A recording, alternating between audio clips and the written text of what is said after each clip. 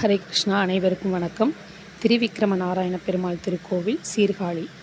பிரம்மாவிற்கு ஆயுட்காலம் அதிகம், அதாவது பல கல்ப கோடி காலம் ஆயுட்காலம் என்பதில் அவருக்கு கர்வம் அதிகமாக இருந்தது. ஆகவே அவர் கொஞ்சம் நிதானம் தவறி ரோமச முனிவரிடம் பேசிவிட்டார். இதை அடக்குவதற்காக ஸ்ரீ மகாவிஷ்ணுவை நோக்கி தவம் செய்தார் ரோமச முனிவர். தவத்தின் முடிவில் அவர் எதிரில் பிரத்யட்சமான எம்பெருமான், பிரம்மனுக்கு ஆயுட்காலம் அதிகம் என்று நினைத்து கொண்டிருக்கிறான். அவனை விட உமக்கு ஆயுட்காலத்தை அதிகமாக்குகிறேன்.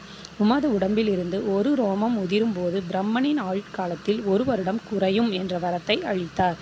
அதோடு நிற்காமல் வேறு என்ன வரம் வேண்டுமோ கேட்டுக்கொள்ளும் என்றார்.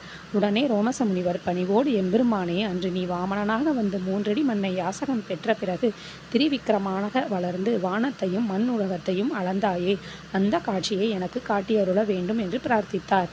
எம்பெருமானும் அவருக்கு திரிவிக்ரம அவதாரத்தை காண்பித்து அருள் செய்தார். நன்றி.